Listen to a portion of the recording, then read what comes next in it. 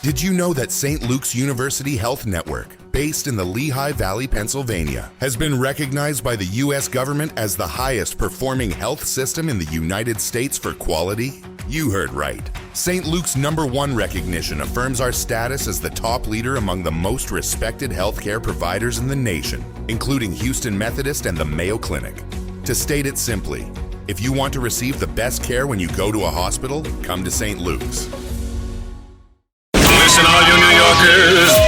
Excuse me, taxi. Okay, man, we're looking around. This is the 77 WABC minicast. And now, you guys, we have some breaking news. Breaking news, WABC. What is going on with the Ebola virus? There's some reports about that. Also, a case of salmonella, and also the hantavirus. It's like everywhere. Joining us now to talk about all of this is Dr. Marc Siegel. Dr. Siegel, talk about this. Now people are worried about the Ebola virus. Well, the issue with the Ebola virus, and we keep having Ebola outbreaks every few years, believe it or not, but the one that we have the vaccine and the treatments for is Zaire, and this is a different one. It's a different strain, so it's not any worse, but it's a pretty deadly virus, but you have to get it from very close contact. And in a place like Africa, where it's, the healthcare system in many areas doesn't exist, and it's very poor, and people don't know how to isolate when they're sick. So you're seeing it spread with over 200 cases and 80 deaths. It's not going to come here in any kind of way. I mean, we saw back in 2014 with my friend Craig Spencer that he brought it here. We isolated them in Bellevue, and we never saw any spread from there. So we're not going to see it now. But I think it needs to be looked at because of the fact that we don't have any treatment or vaccine for it.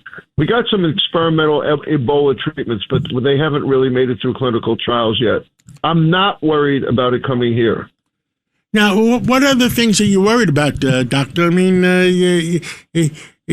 how about that disease on that cruise ship? The hantavirus? The hantavirus. I've done a ton of interviews on that. I was in Nebraska. I interviewed the people running the quarantine center there. Some of them are heroes. Brett Major, Dr. Brett Major, a military guy, went on the plane to bring the people back. He's unbelievable. And they literally got the State Department, and the State Department sent me photos. I was the only one, John, who got privileged photos because you're friends with the president. And then, I got these amazing photos of what this plane was like. They took a 747, gutted it out, put on these big modules, like these containers that were 23,000 pounds, where they could put somebody in and isolate them with negative pressure and get people safe.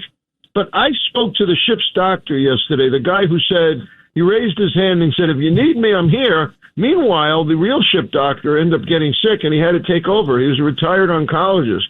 I said to him, what was the key? And John, Rita, he said, I have very scant supplies, but what was the key was I went door to door and I made sure everybody on the ship was okay, that they weren't giving into fear, and I felt we were family and we were connected.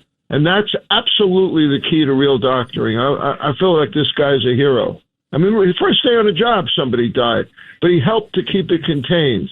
And I don't think we're going to see a big outbreak from this. Well, that's good news. Any other good news? Well, that is good news.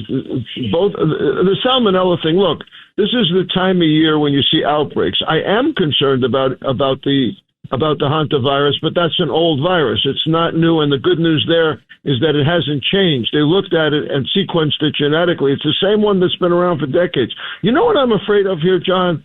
That the Democrats are using these as opportunities to try to pummel the administration and say, look how vulnerable we are. When meanwhile, it wasn't, that boat was floating around for weeks. That was the European health authorities that didn't figure out it was a hantavirus for 3 weeks, not the U.S.